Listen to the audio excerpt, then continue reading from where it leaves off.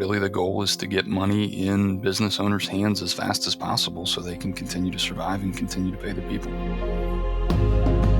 Hello and welcome back to our COVID-19 response series on Simply Tax.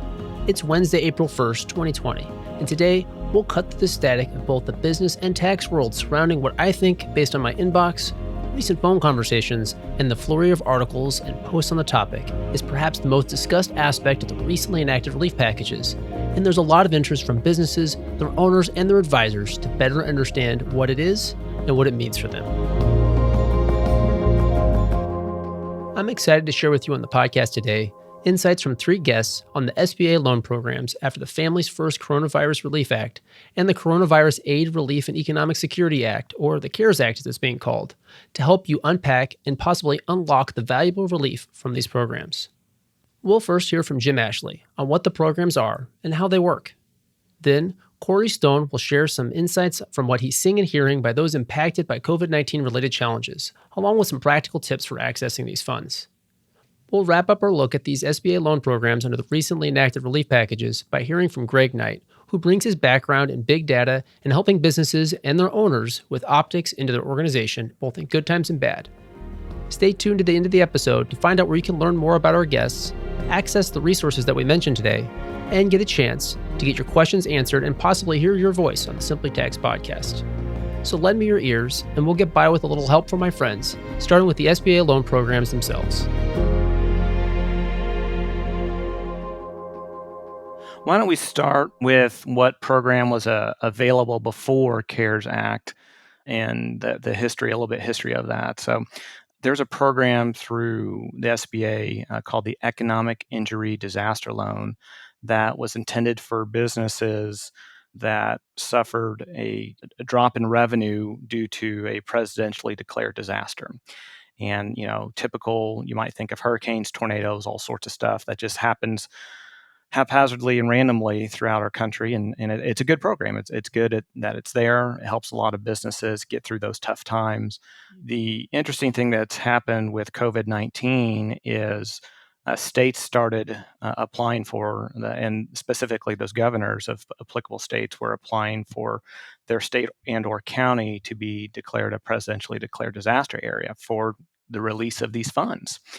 And that caught wind pretty quick with a lot of other governors. And ultimately, it's been a couple weeks now that all 50 states have been presidentially declared disaster zone for COVID-19. So what that means is this is available for, every state, every county, which is great. And the loan in and of itself is a loan. It is indeed a loan. There is no forgiveness portion of it. Unlike its counterpart, Paycheck protection program, which we'll talk about a little bit later. But this loan is a working capital loan. It's up to $2 million, and it's intended to be used for accounts payable, your payroll, any debt obligations, or any other expenses that cannot be paid because of the impacts of that disaster. Historically, there's been some collateral requirements. They look at your business as a going concern in terms of the creditworthiness and that sort of thing too. There's been some changes with that with CARES, and we'll talk about that in a second.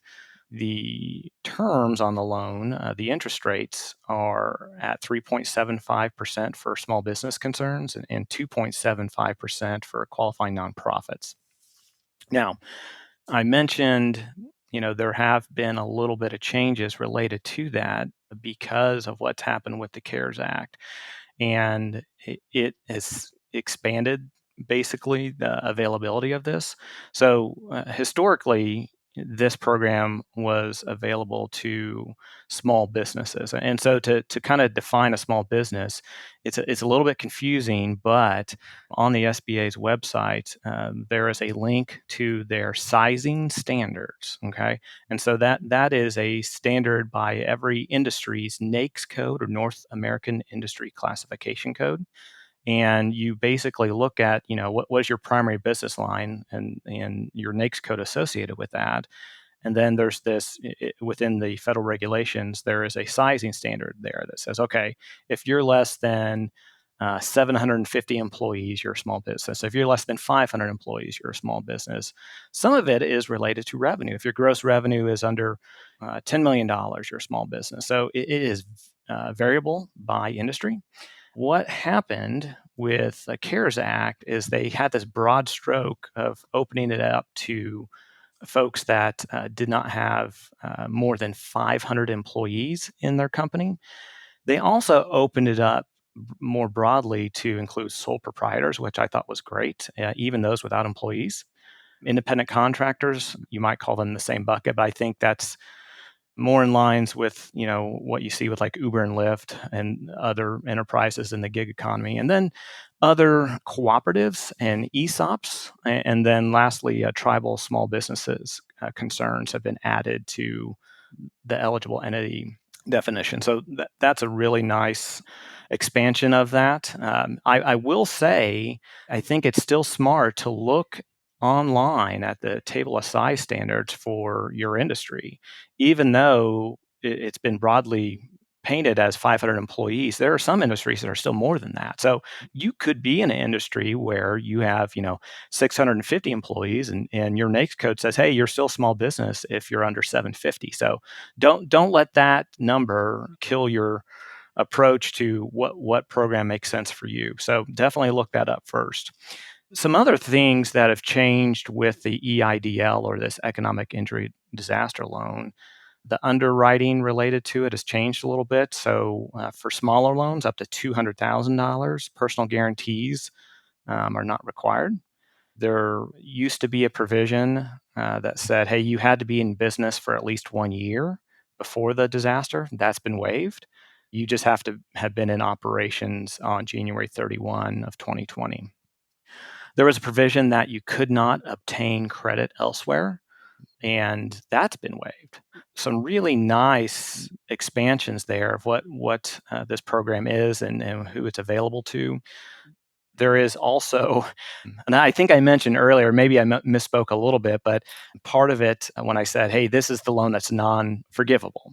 And interestingly, there is this section that says there is an emergency EIDL grant. So if you look in the CARES Act, all 883 pages, there is this section related to these EIDL grants. So that has said, okay, when you apply for this, within 3 days of your application, you can request and obtain advance up to $10,000. As part of that process, you have to self-certify that you're eligible, like I said, for the sizing standards. And what they're saying, interestingly, is this does not have to be paid back, even if you're ultimately denied a loan. So when I think I misspoke again a little bit when I said some of it, this is not the forgivable part. There is this nuance there, and it's a nice carve out to kind of get some emergency cash into businesses' checkbooks at this really critical time. Definitely there's been an effort to speed this up, right? Even just getting the legislation through and that made these changes under the CARES Act and so forth. But obviously, there's still a lot that goes into this, and systems that need to get set up and systems that need to change, right, from what they were pre-existing. So it's probably take a little bit of time to get those dollars. So that's a huge benefit to be able to get the $10,000, almost immediately, especially in this difficult time. But yeah, again, so the landscape's changing. Things that we knew before maybe are different now. A lot of things that sound like they've been relaxed. What advice would you say then when looking at that? Because I liked what you said about, you got to really dig in and look at the chart, and we'll put a link in the show notes of the episode to that. Is it causing confusion or maybe misinformation out there? A little bit, Damien. There are some nuances out there related to that. And I think first and foremost, what businesses need to do is really get some trusted education of what's available. And hopefully what we're doing with this podcast and the upcoming webinar will be a great reliable source for our clients and really the general public, honestly. I mean, the whole U.S. economy just needs some good, reliable information. But again, so want people to go to their trusted resources. We're providing a lot of guidance here. SBA lenders, I would certainly recommend, if you're already working with an SBA lender, they're already very practiced in this industry. They've got a good background of it already.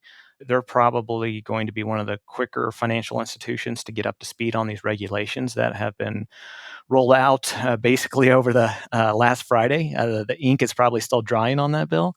So, starting with your trusted lender, getting some background there, where should you go?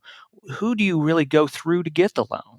On this EIDL, you apply through the SBA, and the SBA has, through all sorts of public discussions and webinars and all sorts of things, they're trying to get the message out. They're doing a pretty good job saying, hey, this program is through us. And so they're trying to kind of clear the static there of, okay, this EIDL is through us. But this Paycheck Protection Program, which again we'll hit on in a little bit later, is through a lender. Ultimately, both are administered through SBA, but there's different places to go. And so starting with your preferred SBA lender, they're going to advise you. There are all sorts of, in probably most of BKD's communities, kind of small business resource centers. We have one here in my hometown. And I would encourage people to talk to them too. They've got a lot of guidance. They're certainly well read on the SBA. Look at your employee count, I think, is probably a quick number 3 step. How close are you? And so to measure employees, you look at your full-times, your part-times, and what they term as other. They don't define other. And that's another thing about this 883-page act is there's probably a lot of questions. There's some great answers, but there's probably a lot of questions too out there. There's a lot of information out there that's floating around, but it's the how do you actually do it, right? That's the part that obviously the day matters. But yeah, and I guess maybe to that end, could you talk a little bit now about the kind of the other bucket, what we know, what we don't know, and the practical on that as well? Yeah, so Paycheck Protection Program is how it's been termed in the CARES Act. So I'll call it maybe PPP as we talk here. This PPP loan is part of the expansion of the SBA 7A program. And so it's available to small businesses. You look at your employee count there to see eligibility on that. And that is a 500 person eligibility. But again, I'll make the same point I did on the EIDL. You want to look at the applicable sizing standards too. If you are over that, certainly investigate if your specific industry has a larger employee count that's applicable here. It's available to small businesses, 501c3s, veteran organizations, tribal businesses, just like EIDL, sole proprietors, independent contractors. And they have a nice carve out, kind of an expanded definition on the employee count for those industries hit the hardest. And it is specifically in referencing the NAICS code, or that North American Industry Classification Code, starting with the number 72. And I just want you to think of food services, restaurants, hospitality there. And obviously they've just been devastated by what's happened with COVID-19. So what they've done is said, okay, this 500 employee count is for this industry only applicable to your physical locations. So the overall company can have well over 500, but as long as your physical locations, or your rooftops, if you will, are under 500, you're good. Secondarily, they have waived affiliation rules for business concerns in that same NAICS code. Damien, you and I, we have tax practices and advise clients all the time on treasury regulations, that sort of thing. And we've probably got a pretty good working understanding of control group rules and that sort of thing. Well, the SBA has their own kind of so-called affiliation rules, and it can get complicated fast there. And so that's one of the kind of nuances here is affiliations. You need to be aware of that as well. But they're waived for that hospitality and food service industry. Again, looking at that NAICS code of 72, and additionally for certain franchises, they're waiving that affiliation rule. So I would certainly recommend, when you're thinking about affiliation and learning about that, getting in touch with that SBA lender. They probably have a pretty good grip on that. Maybe at your hometown, you've got a small business advisory group locally there. I would contact them about it. Your attorney is certainly going to understand all the legal code associated with that. There's lots of places to kind of have a better feel for what are these affiliation rules. Now, it did say in the CARES Act explicitly that the affiliation rules do apply to all other small businesses, do apply to all other nonprofits. So they did make that effort to explicitly say it does indeed apply. Again, it's such a helpful relief and so impactful. I mean, there's a big amount here, right? It's what $349 billion that they're making available under the CARES Act, I believe.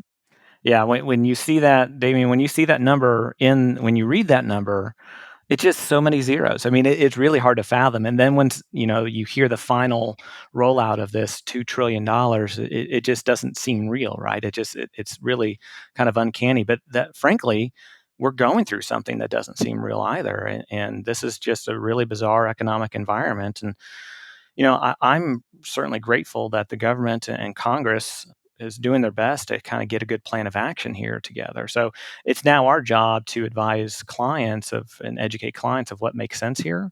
And they need to work with their lenders to figure out what makes sense from a lending point of view. Do they want to look at that PPP loan? Do they want to look at the EIDL loan? Can you use both? What does that look like? Or what are the rules there? There's all sorts of nuances here that in reality, it's going to take a little bit of time, unfortunately, to let the dust settle. With this bill just being signed last Friday, the SBA and the overall SBA lending industry is going to have to put together some regulations really darn quickly so they can get up to speed and get their financial institutions and SBA lending banks up to speed of what this is and how to follow the rules appropriately. Hopefully that'll happen rather quickly. And in fact, it said in the bill in and of itself, it has to happen in the next 30 days. So I guess I feel confident saying it will happen over the next 30 days, hopefully a lot sooner than that. But there's still a lot of dust to settle here, Damien. Speaking of the dust settling and fast-moving developments, the U.S. Department of the Treasury released additional information to include the application for the Paycheck Protection Program loans yesterday on their website. And we've included the link in the show notes of this episode to the resource that also provides a top-line overview of the program and more information for both lenders and borrowers. Let's get back to the conversation with Jim. We were talking about some of that immediate need that people have and kind of balancing that with a known fact here that it's going to take a little bit of time for it to get into motion here. But with that in mind, perhaps, what questions have you been getting so far?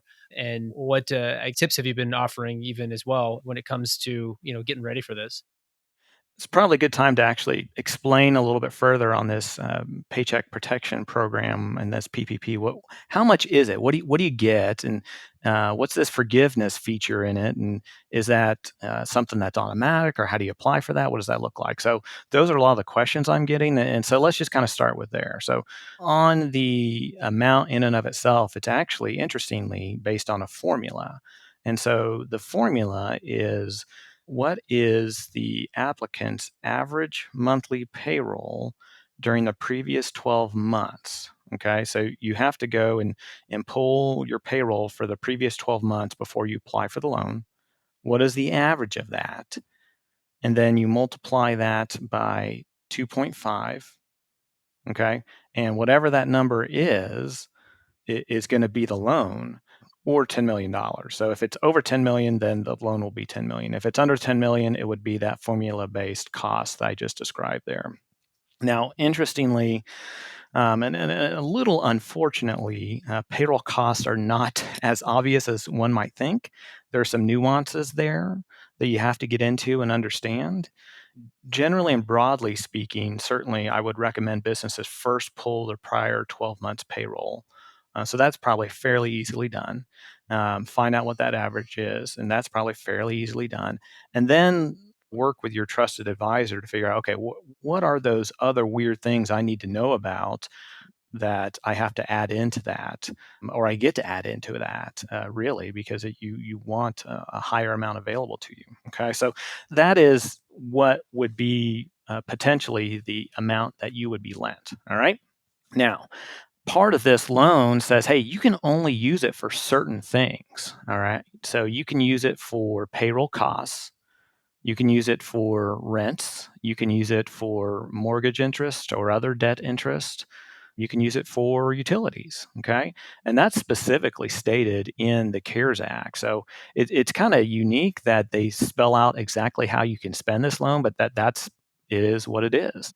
The forgiveness part of it says, okay, on the date of origination of the loan, when you get that, you have 8 weeks, and you look at that 8-week period, and assuming you use proceeds that you incur and you pay, because I read it again this morning, because every time you read this, you're going to learn something new, right? So I read it again this morning. It says incur and pay. So it almost appears to say it's cash basis. You got to pay it. So that's the amount that would be potentially forgivable. So I say potentially forgivable because there is an incentive out there that says, okay, if you want this loan, great. We're going to lift a lot of restrictions where you can get it. If you want it forgiven, then we want you, and we being the SBA, i.e. the federal government, we want you to keep people employed. And so you then need to look at what was my full-time equivalence during this covered period, the average full-time equivalents compared to the period similar to last year. Okay, so the last year period is more specifically February 15th of 19 through June 30th of 19. So you look at that and you compare it to what your same employee count was in 2020. And you say, okay, well, if it went down, then not all of it will be forgiven. If it went up, well, then that's great. That means it appears that it is eligible for forgiveness, except you have a second part to that test. You also have to say, hey, employees, we can't reduce the wages of employees by more than 25%. So maybe you kept everyone on staff, but you did a 30% pay cut. And then, well, it looks like you may have tripped a trigger there of forgiveness being ineligible for it. Now, as this bill was being drafted, I think they were pretty, this kind of sounds silly to say, but Congress appeared wise to actually say, hey, we know people are already laying people off, and we understand that the reasons, the economic reality, that just has to happen right now. So they also included a provision that says, hey, you can restore your employee count, and you can restore those wages by a certain period, and it looks like by June 30th. As long as those numbers are restored, then you seem to be okay in terms of forgiveness. Now, I say all of that, Damien, to tell you banks are ultimately in charge of what's going to be forgiven. So even though that's what Congress wrote, as banks fully digest and understand this and regulations are written, it's the applicant who has to apply to the bank to ask for forgiveness and provide appropriate documentation. The bank is the one that has to sign off on it. So all that I said, that's helpful, but there's still more dust to settle here, I guarantee you. So there's going to be lots of questions, lots of clarification, but hopefully that's a good kind of recap of what this PPP is, what's forgivable, what it can be used for. But for anything that's not forgivable, what is clear is you will have an interest rate of no more than 4% and up to 10 years to pay that back. Man, you do raise a great point there about the fact that, these are being administered by the lenders, and there's the rules, and they are what they are, but there's also a lot of interpreting of those rules that's going to have to happen. A very important thing to keep in mind is people trying to model this and make their decision right now as to what they need to do. In light of that, again, kind of like how to go about it or how to approach it. What do you say to that? There's a lot of analysis here. For some industries, I don't think there's probably any analysis that they are probably, unfortunately kind of circling the drain, so to speak, economically speaking, and they're probably going to go after as much as they can, just get in front of through the EIDL, through this emergency EIDL grant, through the PPP loan. They're going to jump on anything they can. For those that aren't just in complete desperate and dire straits, those that are worried that, okay, well, how long is COVID going to last? I'm not in a terrible shape now. Maybe business has dropped. What should I do? What makes sense for me? And can I do both loans? And I guess I'll address that question first, because that has been asked multiple times. And the short answer is yes, you can. You can do both loans, but, and this is a large distinction here, the proceeds on the loans must be used for different items. Okay, so just to kind of recap, the PPP loan, the loan that's eligible for forgiveness, is only available for payroll costs, for rents, for mortgage or other debt interest, and utilities. Okay, so the EIDL. Well, earlier in the conversation, I let you know that, hey, there are some things here that you can use for EIDL, and one of them is certain accounts payable and other expenses that you otherwise can't pay because of that economic disaster. So there does appear, at least to me, does appear to be the ability to get both. And in fact, the CARES Act does say you can, they just say you can't use proceeds for the same thing. So that is one big question I'm getting a lot. Speaking of questions, one I'm getting a lot lately relates to the interplay between the SBA loans and some of the other relief provisions under the CARES Act. Like, say, for example, the employee retention credit that guest Ryan Peterson told us about in previous episode 92 of the podcast. Here's what Jim had to say about it. It's a pretty powerful credit in terms of its number, and it's up to $5,000 per employee to retain. Okay, so there's a little bit more math to that, but just broadly speaking, let's say it's $5,000 for retaining your employees. Well, you're eligible for that credit, but it eliminates your ability to take the PPP loan. Or another way to put it is, hey, if you apply for, accept, and receive the PPP loan, you can't get that credit. So businesses will need to kind of think through, certainly do the math, and that's certainly something I think trusted advisors would want to help with is what makes more sense here? Do I want to go through the SBA lender, follow these rules about loan forgiveness, or do I think I'm going to be okay enough where I can retain employees and get this potentially refundable payroll tax credit out there? So that's a big part of the analysis too. And then secondarily, there's another part of CARES Act regarding payroll taxes that gives businesses the opportunity to defer payroll taxes, which the employer share payroll taxes, which is great. But it's not available if any part of the PPP loan is forgiven. So some important nuances there.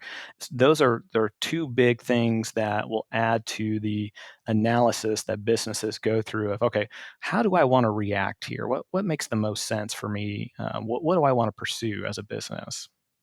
So that's the two programs and how they work. Let's now borrow some tips and perspectives from our next guest, who has a front row seat to the challenges businesses and their owners are facing right now, starting with his background. I'm Corey Stone. In the Southern Missouri practice unit for BKD, based out of Branson, Missouri. Branson is a large tourist town. We rely a lot on travel, hospitality, and got hit really hard by COVID-19 and the coronavirus. So down here, we're forced to jump in pretty early just because of need. Businesses in this community were searching for something. And so these SBA disaster loans, we knew they were going to become available. They provide the money relatively quickly. And then as the CARES Act progressed through Congress, the Paycheck Protection Program and the SBA loan that's in there started to get attention, and people had a lot of questions, and we've been combing through the law as it's progressed through Congress to stay on top of it so we can be in a position to act here early. How's that been? What's been the experience of even just, the businesses that you work with or that you're hearing from, or even just the neighborhood about the response here and the ways that they're looking for some help? We've had some interesting phone conversations in the last 2 weeks with clients. As you talk through the SBA disaster loan programs and the loan program that's part of the CARES Act, I think there's three reactions that we get.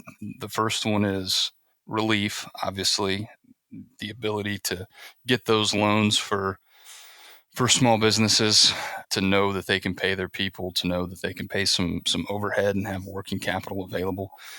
The second reaction was a surprise that a bill went through Congress and had provisions directly related to small businesses and putting money in small businesses' hands. A lot of, are you serious? Is this real?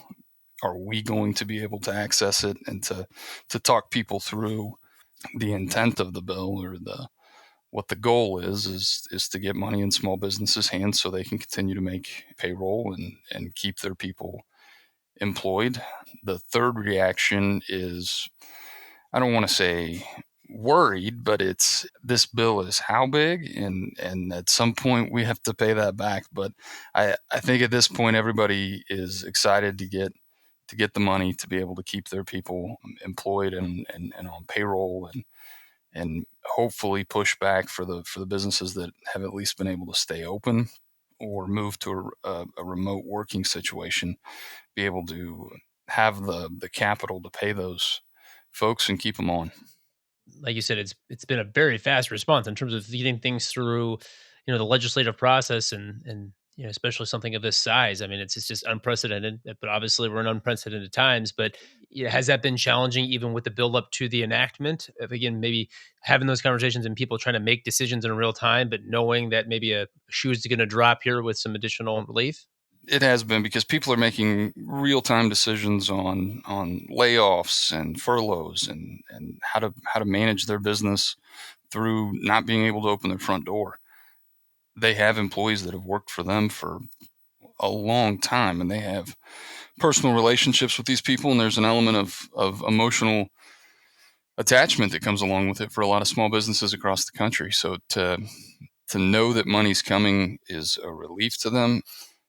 I don't think anyone has made business decisions that they wouldn't have made otherwise, has been our advice. The bill got introduced in the Senate on Thursday night, as you know. We had another draft of that pop up over the weekend, and then finally had a vote and got it passed on late Wednesday night. That's a week in the Senate, and as far as bills move, that's pretty fast. But I think the frustration was everybody said it was coming sooner than that. So we've got a bill to work with, and we can plan proactively for what's coming down the pike. Like I mentioned at the top of the episode, there's been a lot of interest as well as a lot of information flying around regarding these loans. The sense that I'm getting is that it's pretty overwhelming for lenders, advisors, businesses, and their owners alike. So I asked Corey to share how he's been approaching this challenge during this very challenging time.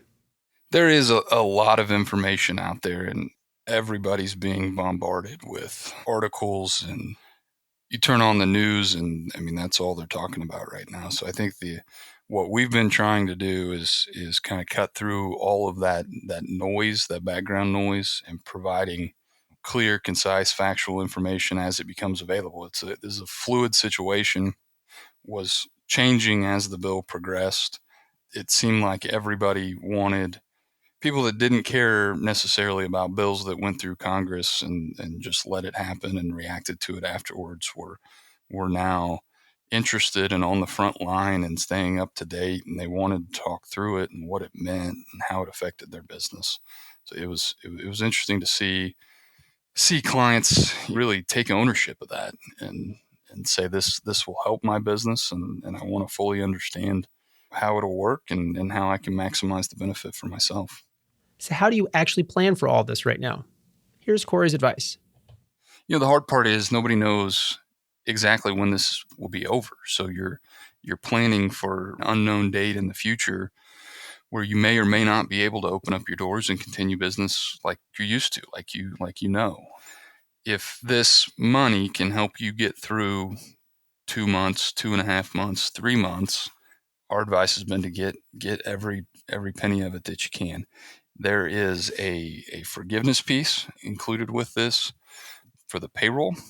Part of the utilities, rent, and the other things that you're allowed to spend money on can be included in that payroll calculation. The forgiveness gets complicated, but the important part is to get the money you're allowed to get. The terms on these notes are not bad. It reverts to a 10-year note at up to 4% on the back end.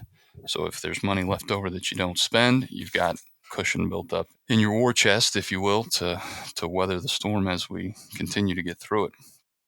Earlier in the episode, Jim discussed the powerful forgiveness aspect of these new payroll protection loans. And as Corey just mentioned, the calculation here requires a closer look and is complex. Let's unpack it a bit more with Corey. The overarching idea behind this program is that the money would be provided to keep your employees on your payroll and keep them paid. So as we've slowly shut down across the country, whether it be from a state or local mandate or ordinance, people have had to make tough decisions and furlough employees or lay people off. My interpretation or my opinion of the intent of the bill was to keep employees on your payroll. So to incentivize you to do that as a business, the forgiveness piece will provide forgiveness of the loan if you retain your employees and you don't cut their wages. So you continue to pay them as if the business is open and fully operational. And so the forgiveness calculation is based around the employee retention. So it's going to look back at your full-time equivalents, which is not necessarily an employee count, but a calculation. And what that does is looks back at your full-time equivalents from February 15th of 2019 to June 30th of 2019. You can, in this bill, elect to use January 1st of 2020 through February 29th of 2020. And it compares the full-time equivalents that you keep employed during this 8-week period after you get the money to make sure you haven't just laid everybody off or furloughed everybody. That becomes a percentage of the amount that can be forgiven, and then there's an additional reduction if during that 8-week period there's wages or compensation that decreases in excess of 25% of the wages and compensation that you paid in the most recent full quarter prior to origination of the loan. So if you think about that piece, you're really comparing your cash outflow for payroll over an 8-week period as compared to a 13-week period before, but they're asking you to maintain 75% of that 13-week period. So the idea that the loan will be completely forgiven or fully forgiven, you really have to dig into this formula to see what's reasonable for your forgiveness.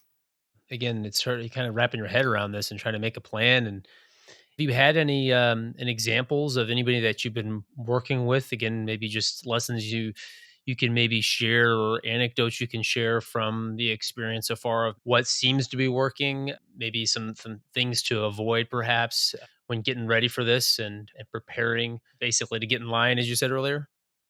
I think the important thing to do here is, one, get your documentation ready on the front end, understand what goes into payroll costs and what that loan amount looks like for you, and then prepare for the next 8 weeks, the next quarter even, to look at what your employee count will look like and the amount of wages that you'll pay. In Branson specifically, being a tourist community, we have a lot of restaurants and hotels that unfortunately this money didn't come fast enough, so they've already laid off their employees. So then the calculation changes at that point. The doors aren't open. We've already laid off our people. We've already furloughed. What does that look like? How does our current, kind of core staff to keep this thing going look like compared to the same period last year? What will our forgiveness look like? Are we comfortable with that? And then what are we going to do coming out of this? I've had some reaction from some people that I've talked to that say, again, kind of looking at this from an overall business perspective, that if you're in an industry that you think is going to be particularly hard hit, like you said there in Branson, right? If this season is going to maybe not go off, and again, nobody can tell, nobody knows for certain because we just don't know how this is going to quite play out. But if you kind of look in the crystal ball, as I guess they always say, and think that right, the whole tourist season's off this year, we're effectively for sure not going to reopen. But obviously, you've got some of these relief, components, and maybe you can bring people back, and maybe you can get the credits and so forth. How do you respond to that, or how are you seeing people respond to that? Because it was almost like saying, "Well, these are helpful, but not helpful enough, perhaps, for me to be able to justify staying open for the next, X number of months." And so instead, I'm just going to go ahead and shut everything down and kind of fire things back up later. Are you seeing that or hearing that, or I guess how would you respond to that? There's two sides of that, or two schools of thought. I have yet to talk to anybody who was excited about making cuts and making those tough decisions. Their initial reaction when they hear this is, I can hire all my people back. I can be the one to provide the paycheck to them. That's what they're used to. That's what I'm used to. There's a sense of comfort with knowing that I'll be able to take care of my people. I'll be able to take care of my employees. So that is exciting initially. The rehire exemption specifically says you have to rehire and get that staffing level up on June 30th of 19. So there's some strategy coming out of that, right? It's, if I take this money now and use it for 8 weeks, well, 8 weeks from now, we'll see when we actually have access to this money, but that doesn't get me through to June 30th of 19. So devil in the details, if you will, there that you have to work through to see what the best answer is. All right, we now know what these are and how businesses and their owners are responding. But how do you actually go about figuring out how much you need? Well, we'll get by with a little help from Greg Knight. Here's his background. My background is obviously a CPA. I've got an operational major out of school, spent a lot of time with big data and analytics and understanding growth strategies and how to apply that. And really my goal and support in what I've been doing is really how to maximize, the overall value of a company. And that's forced me not only to understand the past, but also to think forward into time and say, how does three elements, the past, the current, and the future all hang together to say, what is the ultimate goal that companies are trying to achieve? And how can we help get there, all backed up by sound data and a lot of data that's out there, that's available, that I believe is a competitive advantage for a lot of companies if they know how to harness and use that information to the best of their ability. So analytics powered and forward thinking and thought on what we're trying to achieve is kind of been where I've been spending most of my time over really the last 3 or 4 years, but really the last 15 years or so of my career. So with that perspective, let's hear from Greg on the general approach he takes with data to gain insights into businesses. The approach has always been to, understand really over a couple years time, we always refer to that as that baseline period, understanding how the business has operated, where did they make their money, where did they didn't, and really drill into those areas to understand that mix of business and the cost structure of the company, and then turn that on its head and start looking forward. How can companies use this, and how do you use this to create certain tools where clients can put their assumptions, their inputs into the tool built on a historical foundation, and use that as a planning tool going forward. So as you apply that the logic is still there, it's still the same. And now we're trying to say, well, it's like, you really need to be looking out, another 13 weeks, a 3-month period of time on a weekly basis, and just say, what is that cash need? That ultimately is the first step right now. It's because if you don't have the cash coming in from sales and the collection of the AR, and that dries up, where's those secondary sources going to come from? Do you have enough cash to get through? And so now we're just really applying the same techniques that we've been building in our modeling process to now say, like, we're incorporating the cash flow because it's just another component of all the stuff we've been doing really for quite a while. Some of these companies, it's like, do they really even have 2 or 3 weeks of cash to pay for everything that they, we call it that fixed spend, right? It's those costs that don't go away just because your revenue goes away. And a lot of them are going to be struggling with it, even with all of the SBA loans and stuff and the new legislation coming out. It's like there's going to be a week or two from the time you probably apply and you actually get that cash. I mean, there's going to be a little bit of time. So it's like, can you get through to that until you get access to those funds if you qualify, which I'm sure almost all the companies will. But those are just things that it's like, well, what do you got to cut right now? Who do you got to call? Or you're just going to delay payments, right? And like everybody else probably is. And your payables, is really going to start to age a little bit simply because if you don't have cash, you can't pay it. Could you walk through the practical on that? I mean, I know it's Yeah. it's kind of intuitive, like you said. If you don't have the cash, you can't pay it. But there's Right. obviously, and I think this is what always is so difficult for people is there's maybe not always one single or best answer. You're kind of making what is the most informed decision at the time, hopefully. So could you kind of walk through, I guess, how you would approach that and help somebody walk through that? Yeah. So I really think about it from two perspectives. You got to know what your need is. And from that need, then you can determine, okay, what options are available to me. That's how I've been putting it together in my head the last couple of days. And on top of that, you got to do it quickly, right? So I think the first thing is, what should you consider doing really immediately, like right now? And it's really determining what's that cash burn rate to keep the business either open or make sure you're at least breaking even. If you've already listened to episode 91 of the podcast, You heard guest Chris Schumann also talk about taking a hard look at cash as part of his advice on key action steps that you can take right now to confront the unexpected business challenges of the current situation. We've included a link to episode 91 in the show notes of this episode if you haven't already given it a listen or you want to revisit it. The build of that is really a 13-week cash flow forecast. And what that really entails is you got to first collect all the source data to do this. And that's really accounts receivable, accounts payable, your future invoicing. So think of forecasted sales orders. Same thing on the vendor side of it. What's my purchase orders that I have out? Payroll is obviously a huge component of this. And it's like, well, you have all your head count right now and you are paying them X benefits. And, that's what that looked like on that last payroll, which the world has changed significantly, maybe since your last payroll. So it's like going forward, if people aren't working or you're having to juggle really what the employees' rights are, what are they going to get paid? What's that sick leave going to look like? And things are changing so rapidly. So getting your handle on who's mission critical in this process, how do I manage that force to really balance out the reality of the company and what's going to be operating in the short term?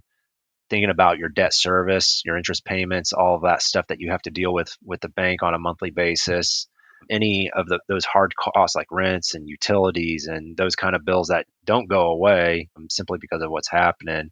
I think an important part in this process is as you start to layer in and build up what those cash inflows and outflows look like, and you line that up by week, by month to say, here's what my burn rate is this week. Here's what it's going to be next week in 4 weeks. And it's really, I think it's important to talk to your banks and your lenders and be transparent with them. Here's what we're seeing is coming. Here's my challenges and what are my options. And I think once you kind of have that put together and you can see that, then you can see, okay, now do I have to go find that secondary infusion of cash? And that's where all this week has been a lot of talk about the SBA loans. So simply laying out those inflows and outflows and then coupling that with where can you get additional cash through all the incentives, then layering that in to say, here's how I get through this short term until business gets back to a normal or a new state of normal, and say then, okay, I got through this point. Now, how do I start ramping back up? How do I continue to maintain those key customer relationships, those key vendor relationships to get back up to speed? So that's kind of the general build, the general thought process. It's relatively simple in nature, inflows and outflows, and then adjusting that based on timing. If you can't pay in 30 days, then you can pay in 45 days or 60 days, then model that in so you can see the effect of what's happening. That way that can help inform your decisions. Something that I often find is both overwhelming and helpful to business owners is their data. Here's Greg on how to practically use this information to help you with your business making decisions right now. I would imagine a lot of companies do daily cash management and all of that. The encouragement is to look beyond just this week and look out. A lot of times that data is already available to build this. When I think of my purchase order system as an example, I probably had existing purchase orders in there, to buy materials and, when they would come in. And so that kind of stuff is already there. Same thing on the sales side. If I have sales orders and stuff and they're hard sales orders, they're in the queue to process. It's like, can I still process those sales orders? Do I still have the inventory, if it's a manufacturer, to build up what I can ship out and get it out? And are those sales orders still valid with my customers? A lot of times the data is already there. And you can use that to line up not just cash flows, but you can use that same information to help create a forecasted balance sheet, a new forecasted income statement, build it by month. A lot of that stuff can be built off of just your last actual balance sheet and then a forecast. And if you don't have a forecast for the next, 6 weeks to 12 weeks to 3 months to over the next year, start thinking through that and putting those pieces together, all built off some of the same data that you already have, making those assumptions. And if you can do that and get those pieces, then you can start to connect, okay, here's what my balance sheet health is going to look like. Here's what my P&L is going to look like. Am I breaking even? If I'm not breaking even in the current operations, then what do I need to do? Where do I need to maybe shed some costs to make sure that I'm balancing the operation out? That way I'm not just burning cash at a greater clip than had I not taken a look at it. So all that data to build that up already exists. If there's not any current forecast of your income statement or your balance sheet, the encouragement is to think about what that is. How do you use those assumptions, especially around the inventory piece of that, because that's where there's a lot of opportunity that might exist in what you already have in the shop to produce. And that's where you want to squeeze that as much as you possibly can. So getting your handles around the big balance sheet areas like accounts receivable, accounts payable, the inventory as part of that cycle, and really trying to say, how do I predict to the best that I possibly can based on what I know about my company's cost structure? How do I foresee what that's going to be? All that working together, in conjunction with the cash flow is where you can start to balance the organization and the needs of the organization right now. We've covered a lot of ground today, and I hope you took as many takeaways from Jim, Corey, and Greg as I did. You've already loaned me enough of your time today with this episode, so let's get some closing thoughts from our guests today, along with their advice on what to focus on right now, starting with Greg.